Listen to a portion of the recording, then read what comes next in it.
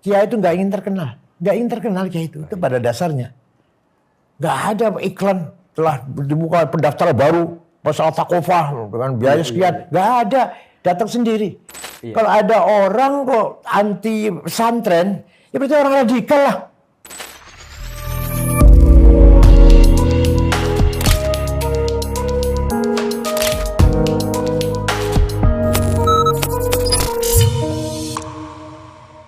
Assalamualaikum warahmatullahi ta'ala wabarakatuh. Waalaikumsalam. Sahabat TVNU dimanapun berada, dalam serial Santri Menggugat ini kita telah menghadirkan Yai Said Aqil Siraj, biasa dipanggil Buya. Kali ini kita akan membahas soal gerakan-gerakan yang menurut versi saya, bahwa dalam istilah saya itu upaya-upaya untuk mendegradasi kiai dan pesantren. Ini terjadi atas tayangan Trans 7 kemarin, mulai dari kasus pesantren Al-Khazini dan kemudian menyambung kepada tayangan Trans 7 dalam Expose Uncensored yang lebih mendegradasi dan mendiskreditkan dunia pesantren, termasuk juga kiai yang pada akhirnya berimbas kepada Nahdlatul Ulama secara umum. Untuk itu kami TVNU akan membahas dengan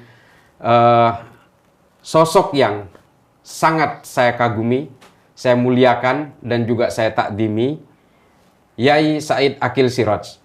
Yai, kita mulai percakapan tentang gerakan-gerakan ini. Silakan, Yai sempat silakan menayangkan pernyataan dari Mekah Al-Mukarramah waktu itu, dan langsung secara well defined gitu, secara terdefinisikan bahwa ini adalah gerakan yang dimotori oleh kelompok-kelompok radikalis, ekstremis, dan mengarah kepada teroris.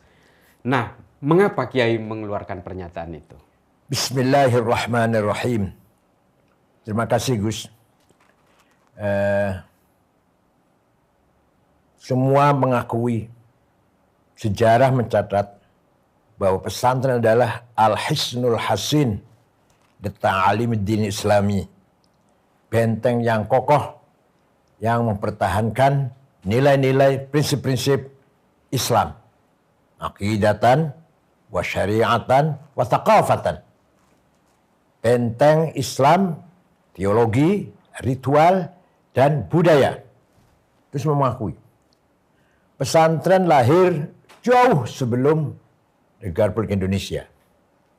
Di Jawa Barat pesantren yang paling pertama adalah di Rengas Dengklok, Kerawang, yang didirikan oleh Syekh Quro, seorang ulama dari Cina, nama Syekh Hasanuddin. Nanti yang akan mengislamkan Prabu Siliwangi Pamanah Rasa. Pamanah Rasa nikah dengan santrinya Syekh Quro, namanya Subang Larang, muslimah. Nanti akan punya anak 3 yang terkenal. 1, Syekh Rahmatullah atau Prabu Kian Santang, yang kemudian di Gunung Gadog Garut. Beliau berjasa besar mengislamkan masyarakat Parahyangan. Yang kedua, perempuan, namanya Rara Santang atau Syarifah Mudaim, yang dinikah oleh seorang Habib Al-Khan, datang dari India, nanti punya anak Syarif Hidayatullah atau Sunan Gunung Jati. Yang terakhir, Syekh Somadullah atau Ki Kuwu Cirebon. Kiwu itu kepala daerah bupati lah, yang terkenal sakti. Terkenal sakti. Ini salah satu contoh pesantren yang dalam sejarah tercatat sangat berperan dalam membangun dakwah Islam, mencerdaskan masyarakat Jawa Barat, menjadikan masyarakat berbudaya beradab sebelum Wali Songo. Itu namanya Syekh Quro atau pesantren Rengas Dengklok. Kemudian terus berlanjut ke Jawa Tengah, Jawa Timur, dan sebagainya. Nah, dari situlah maka mau nggak mau kita semua harus mengakui sejarah peranan pesantren lebih dahulu daripada siapapun, daripada pihak kelompok manapun. Nah, kemudian ringkas cerita, Wali Songo berdiri, Majelis Wali Songo berdiri, mampu membubarkan atau menghapus kebesaran kerajaan Majapahit dan Pajajaran Sriwijaya hanya selama 50 tahun. Dari tahun 1400 sampai 450 sudah selesai. Di daerah Majapahit nggak ada Sriwijaya, nggak ada Pajajaran, berdiri kerajaan Islam pertama Demak Bintoro. Dah, loncat saja. Datang penjajah. Ringkas cerita, Belanda, Portugis datang, Demak kalah ya, Adipati Yunus putra Raden Fatah kalah, gugur melawan Portugis di Laut Utara, Laut Jawa, diganti Sultan Trenggono.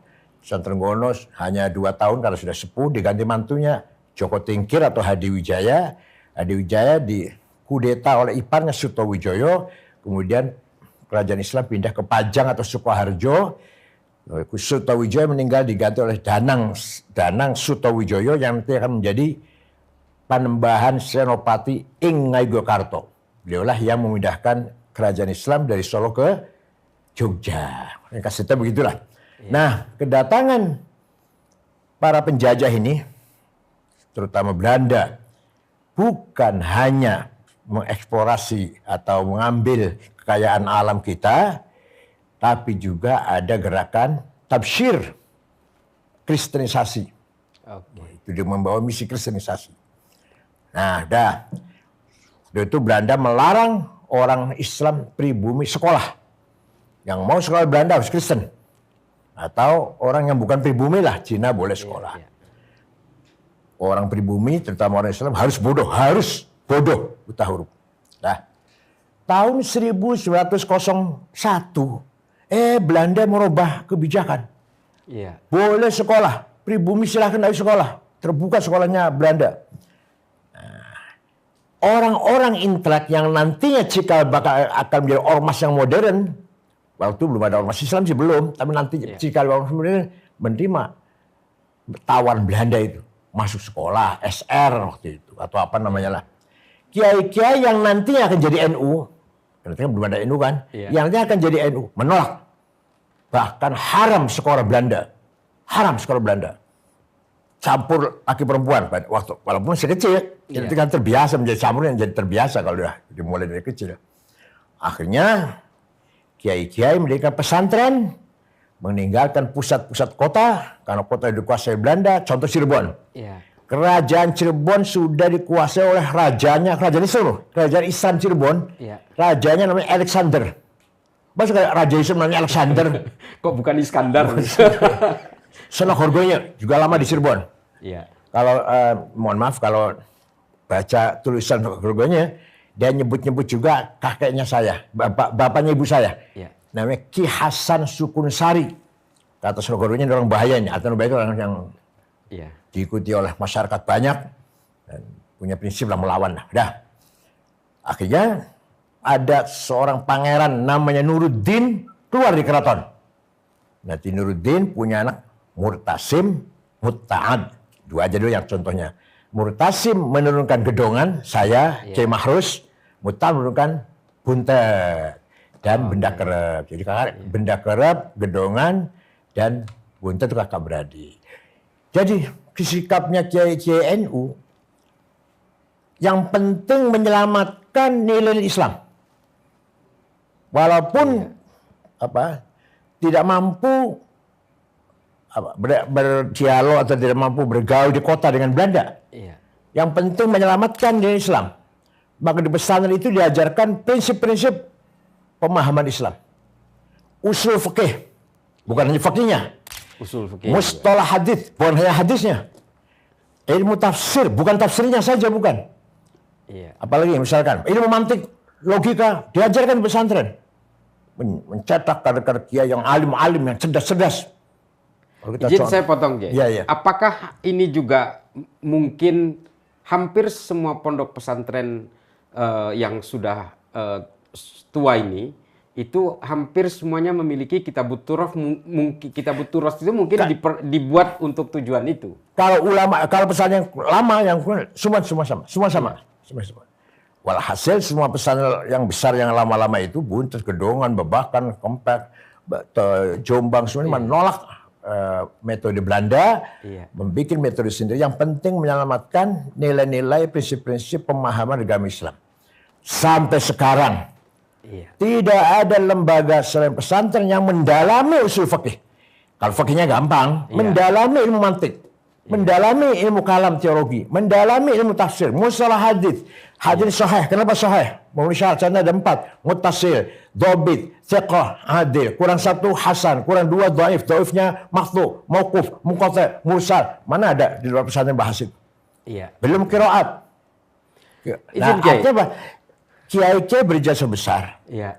membangun peradaban Islam di kampung-kampung dulu, di pusatnya dari kampung-kampung. Nah, sehingga katakan contoh Muhammadiyah, mohon maaf, Muhammadiyah berjasa besar. Apa jasanya? Menjaga imannya orang-orang Islam yang kerja di kantor Belanda. Ya, orang Islam jadi pegawai Belanda tidak murtad. Ormasnya Muhammadiyah Jadi pasti memainkan peran Nah, masing-masing. masing-masing. Wadahnya Muhammadiyah pasti. Orang Islam di kota kerja di Belanda itu pasti yang diwadahi Muhammadiyah. Apakah pada masa itu dari Belanda juga ada upaya intervensi atau upaya intimidasi terhadap pesantren? Oh, ada jelas, ada. Hanya kalau Belanda kan beda dengan Jepang ya.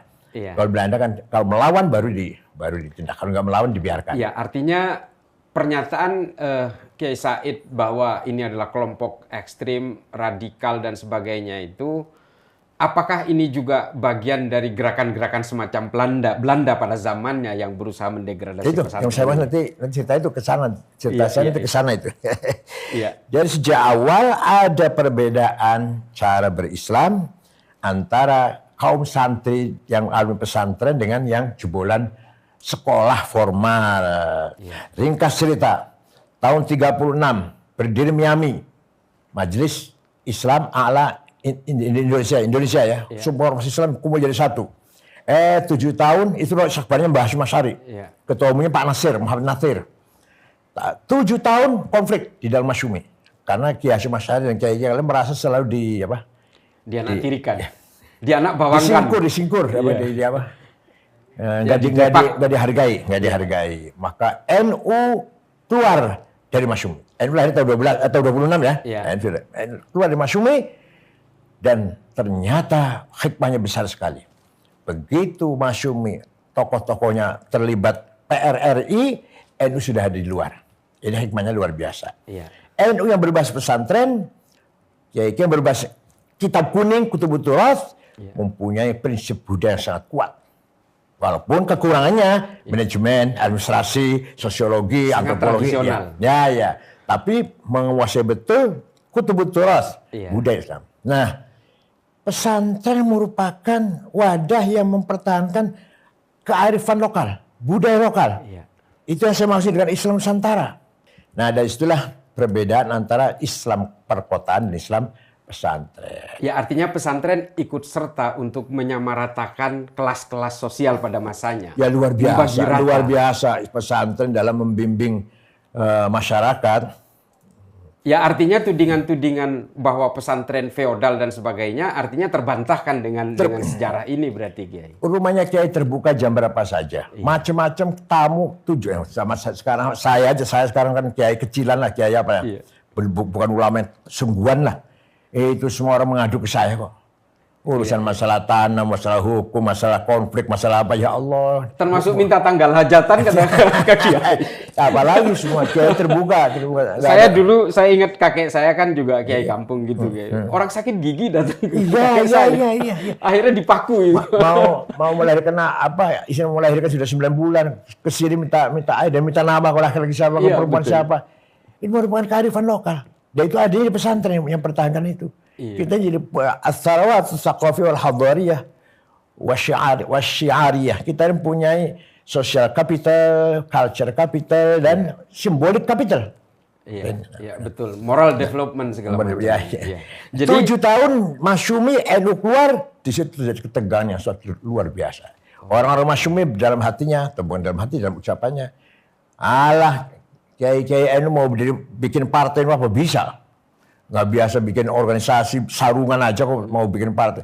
Ternyata ketika pemilu itu keluar dari Masyumi tahun 52. Ternyata ketika pemilu tahun 55 NU juara ketiga. Betul. PNI, Masyumi dan NU 04 PKI. Kaget mereka. Loh, Kiai bisa bikin partai. Gitu. Dan izin saya tambahkan, pemilu 1955 itu pemilu sangat demokratis. Sangat demokratis di dunia. Ini saya perlu tambahkan untuk tambahan pengetahuan kepada sahabat NU.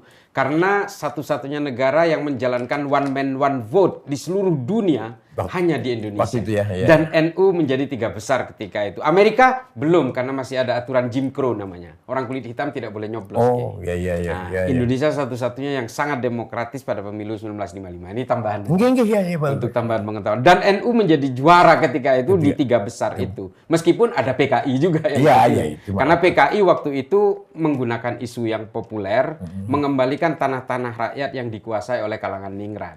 Dan NU juga terpilih karena waktu itu sangat populer memberikan suasana pemerataan kelas sosial. Meskipun bukan PKI saja sebenarnya yang punya domain itu, tapi NU sudah menggunakan insun yang tadinya domain ningrat itu kemudian diserahkan kepada rakyat-rakyat biasa. Gitu.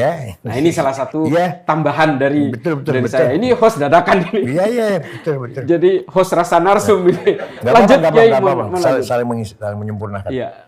Nah, disitulah ketegangan antara Masyumi dan NU. Tegang betul itu. Katakan permusuhan betul.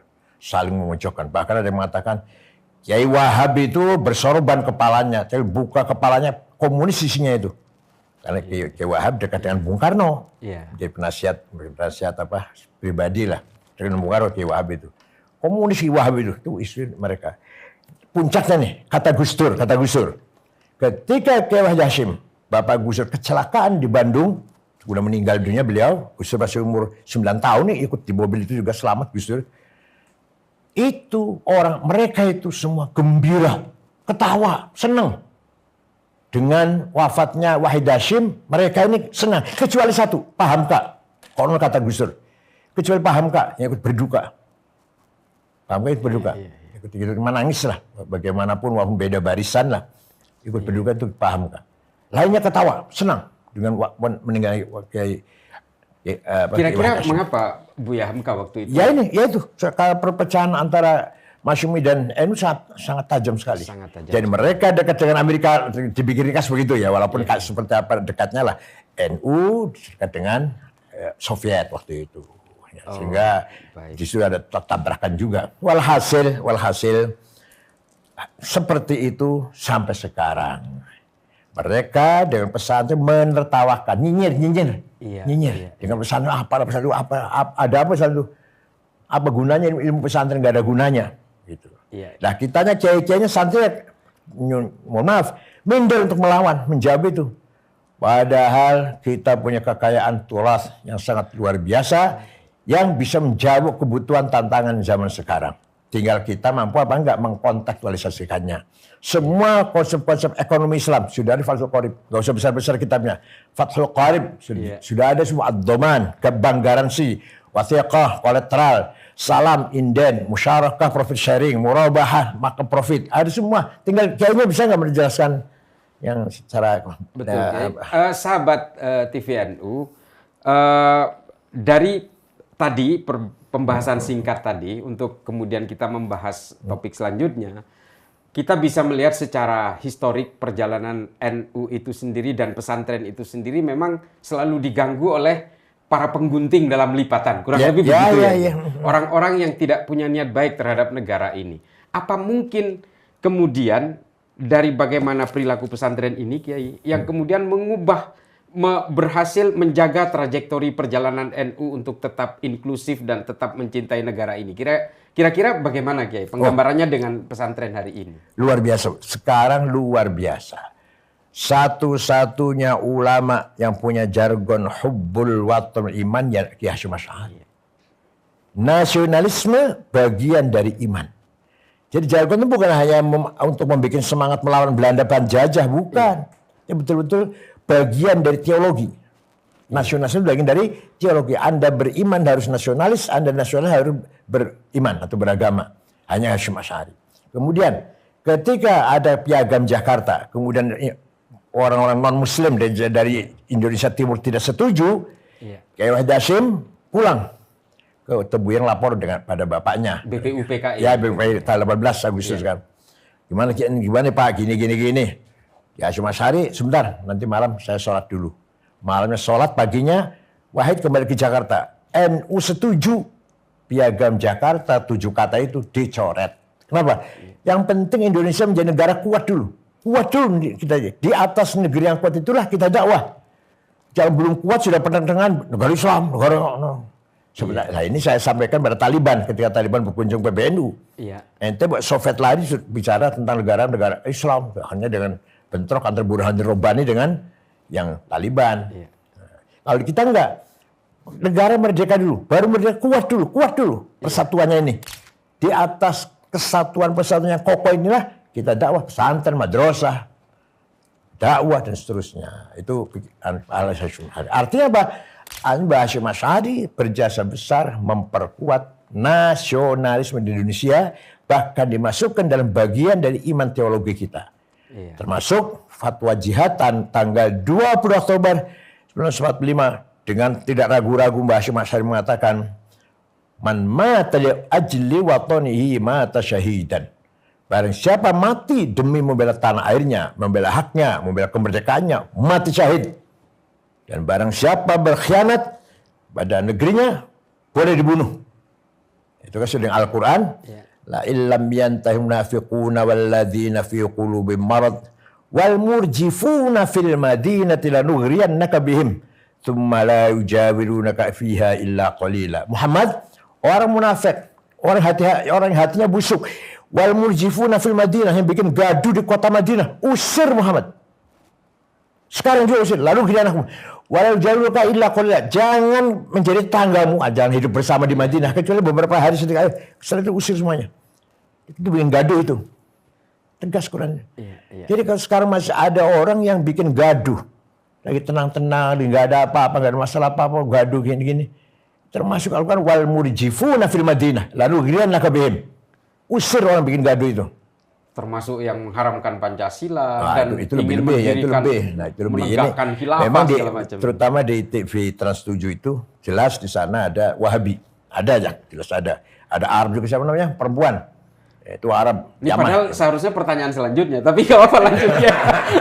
Nah itu sejak dulu memang sana, dan Pak Cete juga cenderung, Pak Cete jauh dari pesantren, jauh dari Kiai NU. Dia dekatnya dengan mereka lah dekatnya. Iya. Ya, itu kan Wahabi cikal bakal teroris. Siapa yang ngomong ini? Yang ngomong ini siapa? Muhammad bin Salman. Iya. Putra mahkota Saudi sekarang yang ngomong. Wahabi cikal bakal teroris. Iya. Cikal bakal Al-Qaeda, cikal bakal ISIS, cikal bakal takfiri, jihadi, takfiri. Izin saya tambahkan juga, yeah, Kiai. yeah. Muhammad bin Salman juga mengatakan bahwa Arab Saudi harus lepas dari Wahabisme, karena kalau tidak Arab Saudi akan menjadi negara paling primitif di dunia, karena selalu mengaku paling otentik. Nah, izin Kiai, kalau kita melihat konteks Indonesia hari ini, termasuk juga serangan terhadap santri pesantren, termasuk juga NU ini, kira-kira kalau bisa diperjelas, kelompok ini mengapa selalu menyerang NU? Pertama iri. Kiai lewat di jalan orang semua cium tangan. Kiai semua semua orang apalagi Madura ya. Saya aja salaman ngasih uang semua ini. Enggak besar enggak. 150 20. Iya. Apa saya minta? Tidak. Apa minta? Enggak. Dalam masyarakat Madura, Jawa, Jember, Tapal kuda. Salaman saya ngasih uang semua. 50 100. Kalau ditolak sakit hati. Iya. Enggak usah Pak, saya udah hati dia. Sombong Kiai ini. Kalau diterima senang dia. Itu sudah kearifan pesantren, kearifan budaya pesantren. Yang di Timur Tengah nggak ada. Atau di kalangan Wahabi nggak akan kita jumpai seperti itu. Dan dengan demikian, timbul rasa hasud. Kiai nggak begitu pinter kok, diikuti orang banyak. Disegani, perintahnya diikutin, larangannya diikutin, ajakannya diikutin. Ya Allah, walhasil berangkat dari itulah, dari sejak dulu juga itu. Dari sejak dulu itu. Antara NU dan non-NU itu yang menjadi sebab iri itu. Nah, orang yang mendapatkan kenikmatan luar biasa pasti ada yang hasud. Sebenarnya kalau mau kita terbuka, tidak merasa sempurna. Pesantren ada kekurangan, ayo dibantu dong.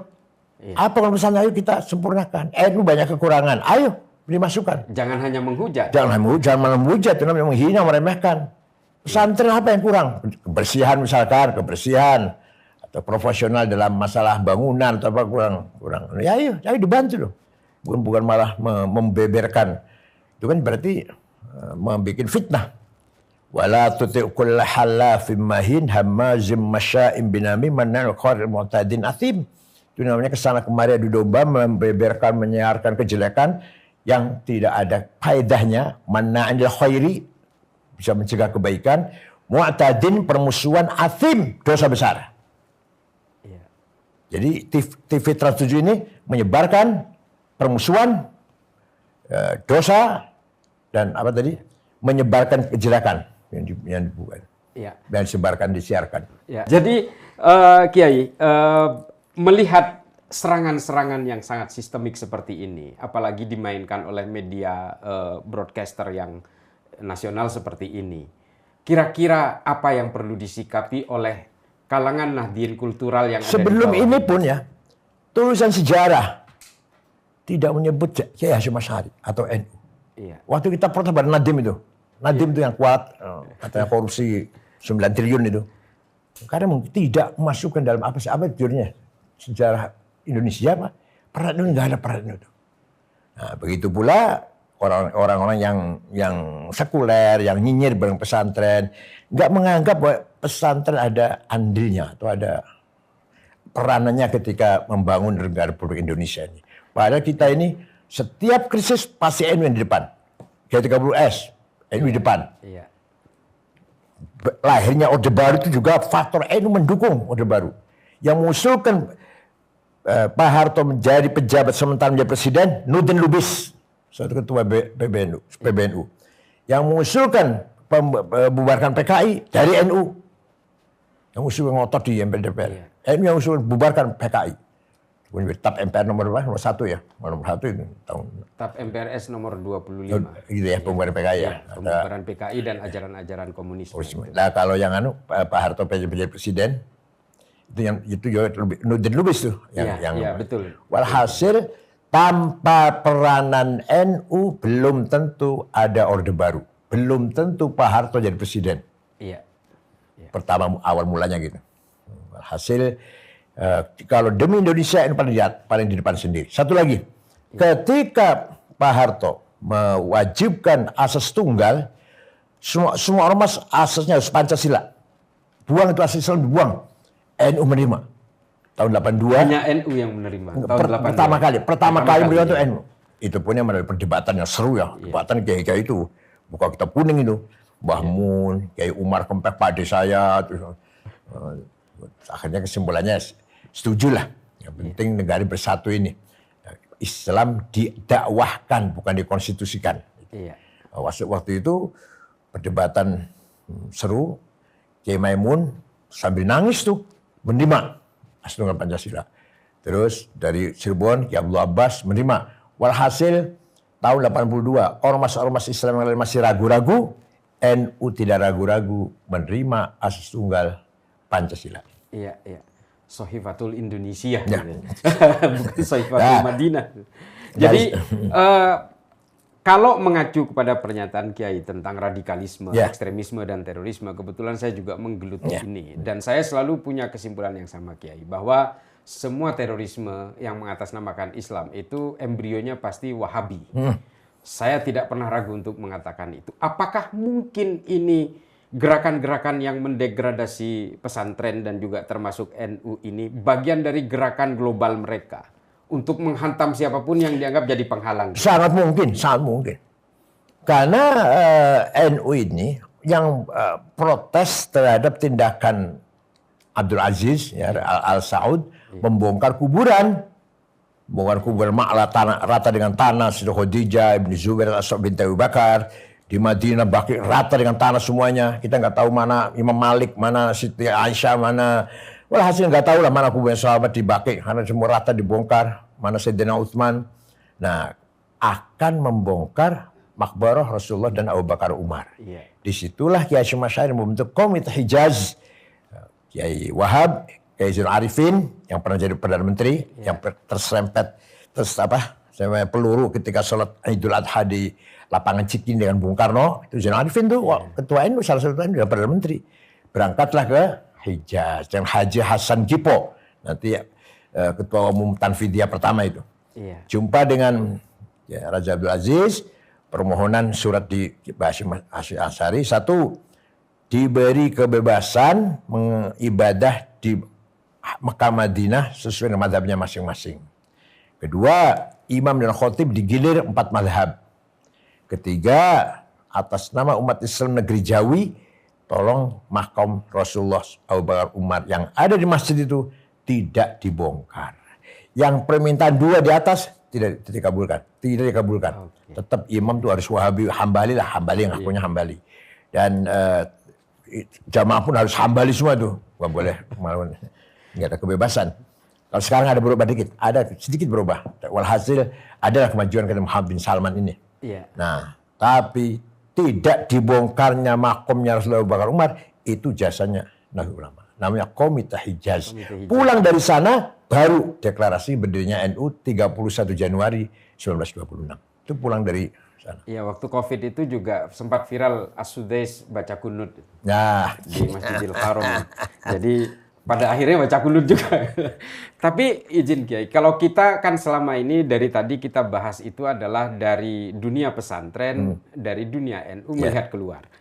Ada yang bilang bahwa fenomena upaya-upaya untuk mendelegitimasi peran pesantren ini karena ketidaktahuan akibat terlalu pasifnya pesantren.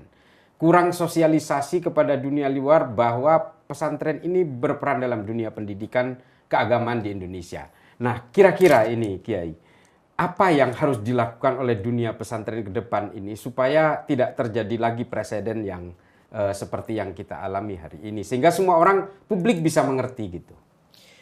Boleh dikatakan kelemahan kita atau kelebihan kita. Kiai itu nggak ingin terkenal, Kiai itu pada dasarnya. Nggak ada iklan telah dibuka pendaftaran baru pasal takofah dengan biaya sekian, nggak ada, datang sendiri. Lirboyo itu yang sekarang santri 47.000 itu pertama kali dibuka oleh Mbak Abdul Karim, santrinya Ki Mahrus sekarang yang mantunya itu Ki Marzuki, itu hanya 40 orang. Saya di sana tahun 68 di Lirboyo. 2000 santrinya. Sekarang 47.000. Apa iklan? Apa dioprak-oprak? Iklan enggak. Alumninya yang menjadi bukti. Alumni Lirboyo alim dan mau berjuang tanpa pamrih. Mau berjuang jadi imam, jadi khotib, jadi dakwah tanpa target duniawi lah. Terus itu kurang lebih di mana-mana seperti alumni Lirboyo itu di Lampung, di Palembang, itu yang pegang isyura NU ya alumni Lirboyo kebanyakan ya. Walhasil kelemahan, kalau dikatakan kelemahan, kita kurang promosi. Akan tapi Bahar tahu. Coba lihat tulisan Surah Horgonya. Tulisannya dari Australia, Blackberry. Nah, itu semua sudah nyinggung. Apalagi dari Belanda siapa? Martin Brunissen. Itu juga menulis tentang kitab kuning, pesantren. Dimulai jadi gini. Indonesia ini menganggap NU itu pinggiran. Masyarakat Indonesia tadinya pinggiran, penonton lah, bukan pemain. Kenapa? Karena tadi harap sekolah tadi. Jadi dipikir rata-rata anaknya orang NU tamat SD itu tahun 56. Rata-rata tamat SMA tahun berapa? Tahun 62. BA tahun 64, 65. Zamroni BA. Ketua kami itu loh yang demo. Kemudian 69 Dr. Andes. 71 orang pertama kali dari Kiai NU Doktor Tata Negara Pak Tolhah Mansur, bapaknya Romi. Bapaknya Romi, ketua PT. Itu pertama kali Kiai Doktor Tata Negara lagi, jurusan bukan IAIN bukan. Nah, jadi kalau di situ kita ketinggalan memang dari depan Muhammadiyah. Tapi bagaimanapun kita punya prinsip yang kita pertahankan, yaitu nilai-nilai Kutubutur Islamiyah. Walhasil dari dulu sampai sekarang ada polarisasi. Ini santri, ini yang non santri. Sebenarnya tidak apa-apa, asal tidak saling membenci. Tidak saling membenci. Ini ada peran sendiri, ada peran sendiri. Tapi kalau saling membenci ya jadi fitnah jadinya. Kira-kira lagi-lagi ini kembali Kiai. Kita mencoba berusaha melepas label radikal, ekstrim dan teror itu kepada orang-orang yang tidak suka kepada NU. Kalau memang di luar kelompok ini tidak suka kepada NU, kira-kira apa alasannya? Gambarin paling gampang kalau saya. Kalau ada orang kok anti pesantren, ya berarti orang radikal lah. Itu aja udah. Karena dia letterlock, dia apa namanya tekstual. Wajah itu perangilah, waqatilu bunuhlah orang kafir. Wajah itu perangilah orang kafir. Itu nggak begitu. Iya. Kalau mau agak ilmiah nih. Dalam memahami agama Islam itu, pertama kita pegang Quran dan hadis sebagai bayan ilahi dan bayan nabawi. Penjelasan dari Allah dan penjelasan dari Rasulullah. Tapi Quran dan hadis itu bahasa Arab. Bahasa itu tidak lepas dari budaya. Iya. Maka bahasa harus kita maknai dengan kecerdasan. Yaitu namanya burhani, metode burhan. Akal intervensi, memahami bayan, lahirnya usul fikih. Iya. Ini ayat khosoh, ayat ammah, ayat muhkamah, mutasyabiyah, mutlaqah, muqayyadah, nasikhah, mansukhah. Contoh, aqimus sholah, perintah, wajib sholat. Kulu washrabu, perintah, wajib makan, wajib minum, gitu. Sama wajibnya. Iya. Apa sama wajibnya? Sama fi'il amarnya, perintah sama. Aqimus sholah, berdirikan sholat, wajib. Kulu, makanlah, washrabu, minumlah. Apa sama wajibnya nih? Sama-sama wajib? Enggak. Beda dong. Iya. Nah begitu pula wajib perang dan wajib sholat. Wajib sholat umum, wajib perang khusus. Kalau lagi perang. Iya. Walhasil memahami Quran bayan tanpa burhan sesat. Memahami Quran tanpa usul fikih, tanpa mustalah hadis, tanpa ilmu tafsir sesat. Kalau terlak saja. Sesat. Baik. Nanti di Qurannya waqatilu perang orang kafir sekarang keluar dari rumah ngebom. Ini gitu nantinya. Dan semua hal-hal tersebut yang sudah disebutkan oleh Kiai, termasuk usul fikih, bayan dan sebagainya, itu hanya bisa ditemukan dan masih ditekuni oleh pesantren. Itu pun masih belum cukup. Iya. Burhan masih belum cukup. Harus diukur dengan irfan, spiritualitas. Iya. Kearifan. Kearifan, ya. Nah, Iya. Memang kalau kita melihat bahasa Al-Quran, bahasa Arab, kita nanti jadi orang Arab. Karena ini terbatas orang Arab. Contoh, dalam Quran, lail wan nahar, malam siang. Jadi kita siang malam. Ya kan? Siang malam, kalau kita itu. Orang Arab enggak? Malam siang. Lail wan nahar. Kalau kita nahar wal lail. Ada lagi. Tiga itu banyak, maka harus jamak. Ya. Salah satu kutub, 3 kitab. Kutub. Kalau wahid kitab. 2 kitabain, 3 kutub. Sampai 9. Kalau sudah 100, mufrad lagi. Mi'atu kitab. Alfu kitab. 1000, mufrad lagi. Single lagi. Nggak dijamak enggak. Ya Allah, gimana sih? Dan itu tidak ditemukan di YouTube. Ada. Semua di pesantren. Ada lagi. Syams, matahari. Iya. Mu'annas. Iya. Mu'annas, perempuan tuh. Tola'atis syams. Tola'at asyams. Bulan, laki-laki. Mudakar. Iya. Tola'al badru. Kebalik kan ya? Ya, artinya cara pandang Indonesia kebalik. Matahari laki-laki, pantasnya gitu kan? Iya. Tola'at syamsu, yang bulan. Tola'at. Tapi memang itulah bahasa Arab. Jangan kamu jatuhkan tanganmu kepada kehancuran. Tangan. Nah, ada lagi. Perilaku kamu yang sangat baik ini akan tertulis dengan tinta cahaya. Tulisan apa?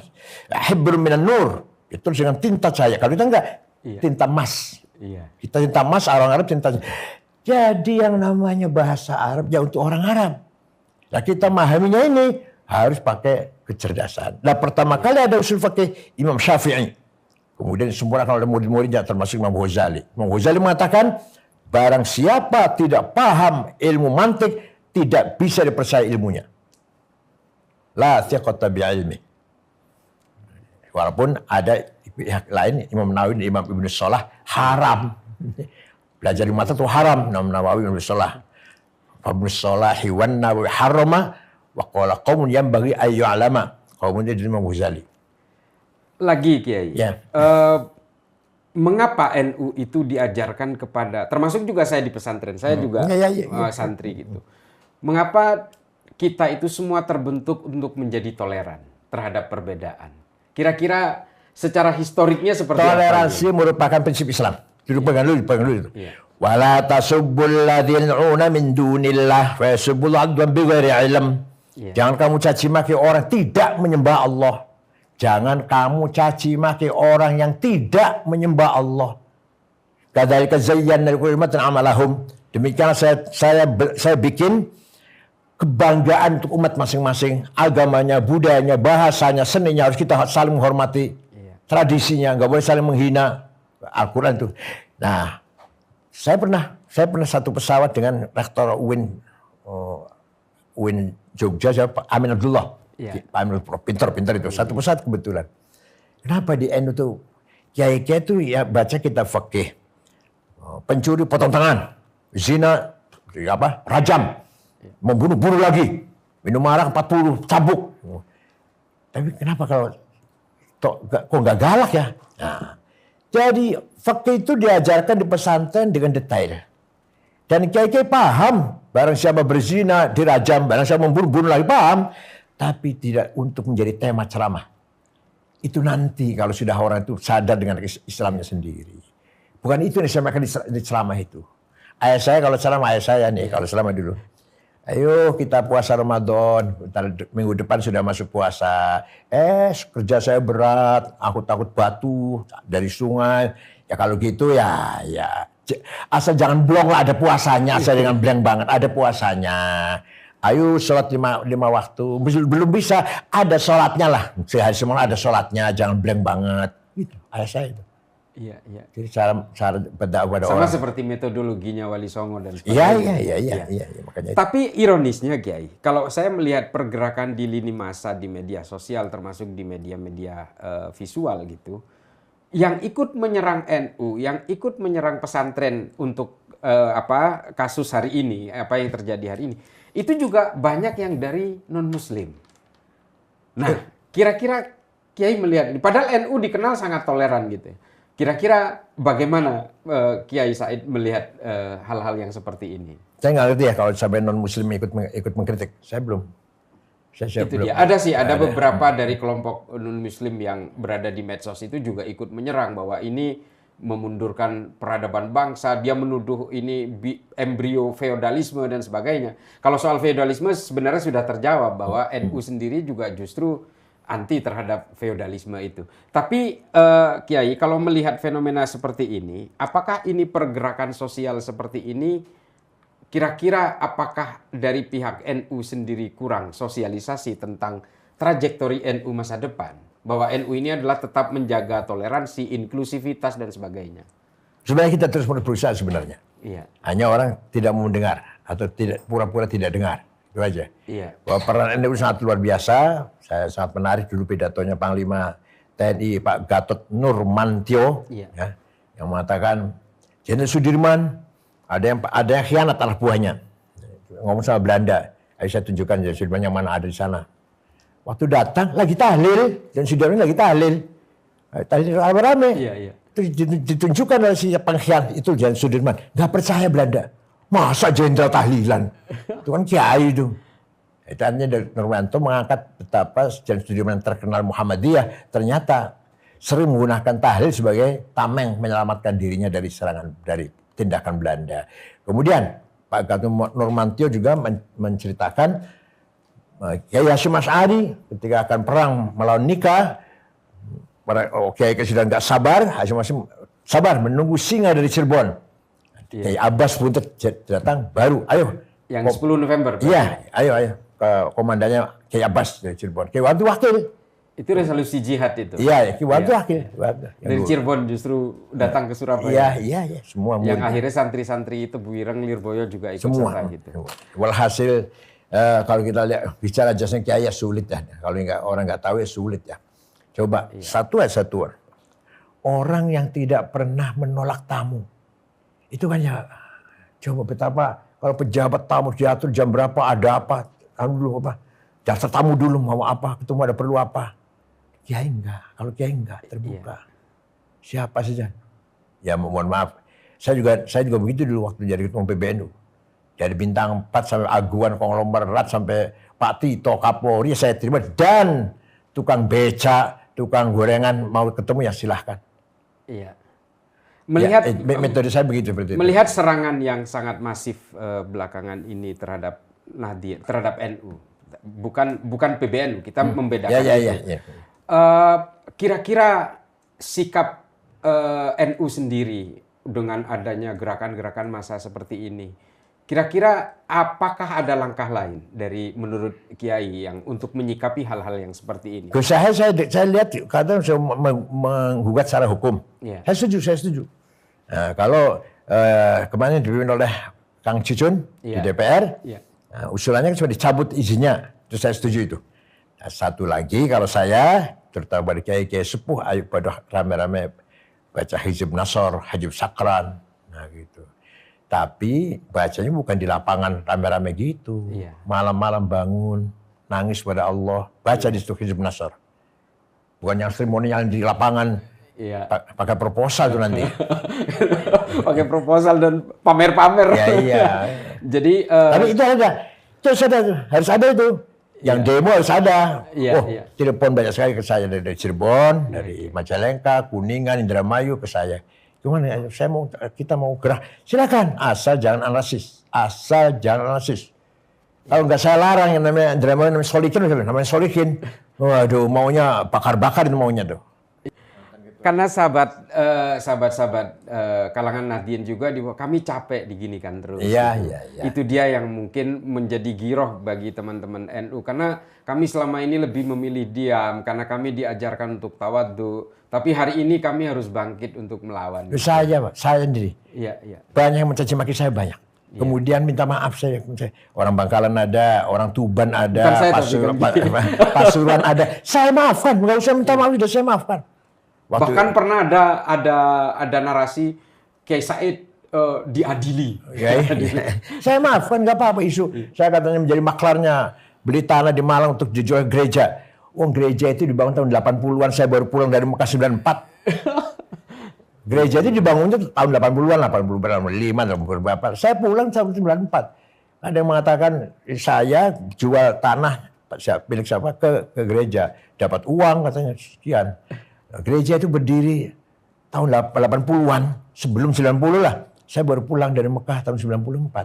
Tapi minta maaf, saya maafkan. Yang mengatakan saya Syiah ini, saya maafkan. Tapi kalau sudah NU yang disinggung, pesantren yang disinggung, Iya. sulit untuk saya maafkan. Susah. Sepakat. Karena eksistensi kita. Saya ikut bersama Kiai. Kalau soal NU tolong jangan dibuat ini karena kita bukan hanya taksub ya, bukan hanya soal fanatik bukan. Tapi kalau saya pribadi meyakini Kiai bahwa NU adalah tonggak penting di negara ini. Kalau NU ambruk ya semuanya bakal ambruk. Sak Pancasila-nya ambruk menurut saya. Iya. Itu selalu saya suarakan di mana-mana. Nah, yang paling terakhir Kiai, kira-kira kalau ternyata tuntutan-tuntutan kita terhadap Trans 7 ini hanya sekedar berujung kepada minta maaf sementara dia sudah membuat satu narasi-narasi yang sebenarnya membuat gaduh, membuat heboh dan bahkan bagi saya mendegradasi kepada orang yang tidak tahu tentang pesantren pada akhirnya semacam mempertegas gitu, menegasikan bahwa pesantren itu memang bobrok gitu. Nah, kira-kira apa sikap saya kita? sudah ngomong sama Kiai Lirboyo. Jangan mudah maafkan. Jangan hanya dibayar 100 juta, 2 juta dimaafkan. Iya. Saya sendiri sudah dihubungi seorang jenderal. Sahabat saya tapi jenderal udah pensiun, ya orang senior lah. Katanya Pak Cetain ketemu saya. Enggak usah ketemu, enggak apa-apa. Luar biasa. Enggak usah ketemu. Itu dia. Ya. Karena ini soal dignity. Ya, iya, dignity. Iya. Jadi kita semua merasa tergugah. Mari kita perkuat solidaritas kita, solidity kita. Iya. Senasib, seperjuangan, senasib, sepenanggungan. Kita kulluna fi khandakin wahid. Kita ini sekarang berada di lembah yang sama, fi zawrakin wahid, di perahu yang sama. Kalau kita tidak betul-betul menjaga keselamatan perahu ini, bocornya harus kita jaga bersama-sama, kita akan tenggelam semua, bukan hanya dari Boyo, tapi semua pesantren, bukan hanya pesantren. Ya Islam santri Islam yang betul-betul mengamalkan Islam akan hilang di Indonesia ini. Kalau nggak ada pesantren, Islam tinggal namanya doang. Begitu di Mesir. Kalau ada Al-Azhar, Islam hanya namanya saja di Mesir. Kalau nggak ada Al-Azhar. Iya. Di Baghdad masih ada An-Nidhamiyah atau apalagi universitas apa itu di Baghdad. Kalau di Tunis Zaitunah. Kalau di Syria ada Ad-Dimat. Semua itulah benteng-benteng ajaran Islam. Alhamdulillah di mana-mana ada. Kalau di Aljazair, Tarekat. Di Libya, Majelis Dakwah. Di Maroko juga ada Tarekat kuat sekali. Walhasil, kekuatan civil society itulah yang akan memperkuat solidaritas nasional ini. Yang bagian yang paling terakhir, Kiai, saya sendiri sangat menerjemahkan secara well defined. Saya ulangi sekali lagi, pernyataan Kiai tentang yang mengganggu NU, yang berusaha mendegradasi Kiai dan pesantren ini adalah kelompok radikal, ekstrim, dan teror. Yang dalam pemaknaan saya itu adalah kelompok-kelompok Wahabi yang hari ini banyak mengaku bukan Wahabi tapi Salafi. Ya. Makanya saya selalu menggabung kata Wahabi dengan Salafi gitu. Ya, Wahabi Salafi. Wahabi itu Muhammad Abdul Wahab maksudnya, yang dari Saudi, dari Tamim itu. Iya. Kalau Salafi dari mana? Yaman, Mugrin, dari Mugrin ya. Mugrin dia. Nah, kira-kira Kiai, gerakan-gerakan yang semacam ini hari ini sudah, sebenarnya ini bukan kejadian yang pertama, yang sudah berulang-ulang dari sejak dulu. Nah, kira-kira ke depan ini, gerakan-gerakan apalagi dan apalagi sikap kita sebagai kalangan Nahdien untuk menghadapi berbagai serangan yang bergelombang ini dan siklusnya selalu ada gitu. Ya, alhamdulillah sebenarnya kita sudah cukup banyak kader yang mumpuni lah ya. Yang mumpuni termasuk yang muda-muda teman antum panjenengan dan siapa lagi yang muda-muda menghadapi semuanya tantangan ke depan yang lebih keras lagi. Ya ayo kita siap untuk menjawab tantangan itu, untuk merespon tantangan atau ajakan atau apa, godaan atau pancingan, ayo. Iya. Asal kita tetap punya prinsip tawasud, wasatiyah. Ya wasatiyah harus pintar, kalau nggak pintar ya nggak bisa wasatiyah. Iya. Orang kalau bodoh nggak wasatiyah. Iya. Pasti asem kanan atau asem kiri, itu tandanya orang bodoh. Kalau orang moderat, pasti harus pintar dong. Iya. Moderat. Baru bisa wasato.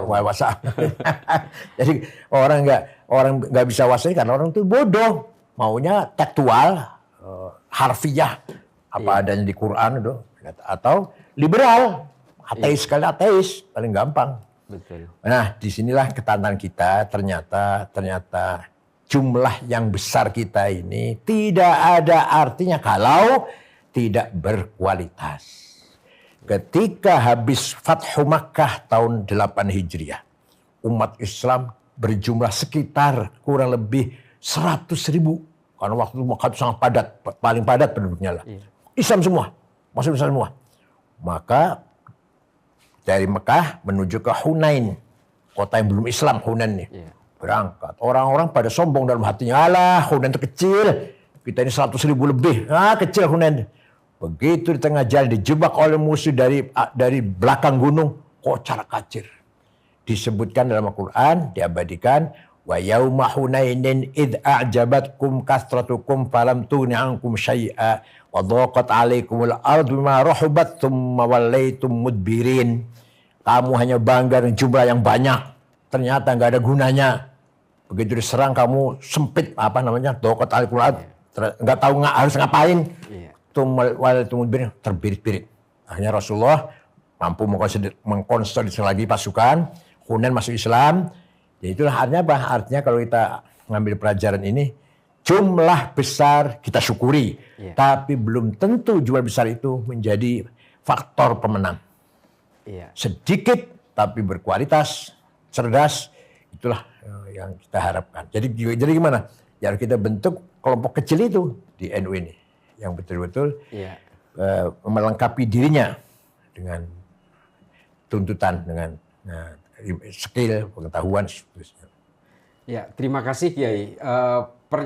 Tadi pernyataan Kiai Said yang terakhir itu, saya baru selesai membaca buku judulnya War dari Bob Woodward. Jadi ada pernyataan Arthur Lewis di situ. Itu sangat otentik dengan apa yang ditulis dalam Al-Quran itu, bahwa badan yang besar itu tidak menentukan siapa yang memenangkan pertarungan, tapi akal dan strategi, ilmu pengetahuan yang bisa memenangkan pertempuran itu meskipun badannya kecil.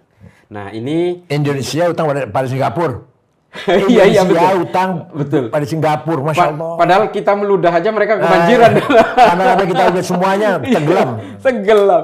Jadi sahabat TVNU, demikian bincang-bincang kita. Banyak sekali hikmah yang bisa kita ambil dari Buya Said, Kiai Said. Buya Said, saya kurang pas gitu. Saya tetap Yai Said. Jadi dari Yai Said banyak sekali gambaran secara historik bagaimana peran pesantren, bagaimana NU kemudian menjadi satu jamiah yang sangat inklusif, toleran, dan tidak pernah mengkhianati sedikitpun kepada negara yang didudukinya. Tolong dicatat. Hubul watan minal iman itu kemudian menjadi ruh dari pergerakan NU dari ketika berdiri, dari sebelum berdiri hingga nanti hari kiamat mungkin. Mudah-mudahan ini semua menjadi manfaat dan kita tetap berpegang teguh kepada cita-cita para muassis untuk menjaga negara ini dari berbagai rongrongan ideologi transnasional yang lebih mengedepankan ekstremisme, radikalisme, intoleran, termasuk juga yang akhirnya melahirkan terorisme. Tidak ada orang NU yang ditangkap oleh kepolisian menjadi teroris. Tidak pernah ada. Kecuali kelompok-kelompok lain yang memang cenderung menganggap dirinya yang paling benar dan orang yang berbeda dengan dirinya pasti salah. NU tidak pernah memiliki berbagai hasrat-hasrat dan ambisi seperti itu. Itu bukan ideologinya NU. Mudah-mudahan ini semua bermanfaat. Wallahul muwaffiq ila aqwamit thoriq. Assalamualaikum warahmatullahi taala wabarakatuh. Waalaikumsalam.